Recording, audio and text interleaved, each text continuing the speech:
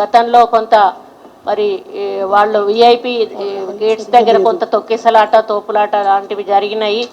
అలా జరగకుండా కొంచెం ముందట ఎక్కువగా స్పేస్ పెట్టుకొని మరి గతంలో జరిగినట్టు జరగకుండా చూసుకోవాల్సిన అవసరం కూడా ఉంది. అదేవిధంగా మరి ఎవరైతే జోగినీలు ఉన్నారో వాళ్లకు ఒక ప్రత్యేక వే అనేది ఏర్పాటు చేయాలనేది వాళ్ళ యొక్క డిమాండ్ ఉండే.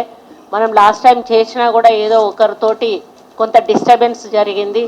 అది కూడా జరగకుండా ఈసారి సాఫీగా ఈ యొక్క బోనాలు ముందుకు తీసుకుపోవాల్సిన బాధ్యత మన అందరి మీద కూడా ఉంది.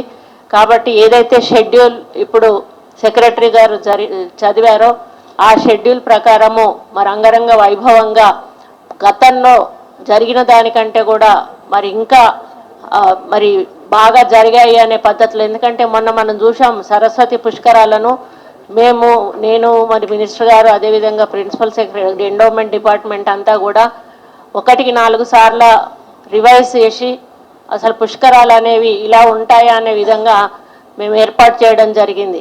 దాదాపు 40 లక్షల మంది భక్తులు అక్కడికి రావడం జరిగింది. 4 కోట్ల రూపాయల ఇన్కమ్ అక్కడ మారుమూల ఉన్నటువంటి ఆ గ్రామంలో రావడం జరిగింది. బయట నుంచి వచ్చిన స్టేట్ నుంచి వచ్చిన వాళ్ళు కూడా చాలామంది వాళ్ళు ఒక పాజిటివ్ వేలో మాట్లాడుతూ మరి ఎక్కడైతే సరస్వతి పుష్కరాలు స్టార్ట్ అవుతాయో అక్కడ కూడా ఇంత బాగా సెలబ్రేట్ చేయలేదు, ఇక్కడ వీళ్ళు బాగా సెలబ్రేట్ చేశారనేటువంటి ఒక మాట తెచ్చుకోవడం జరిగింది.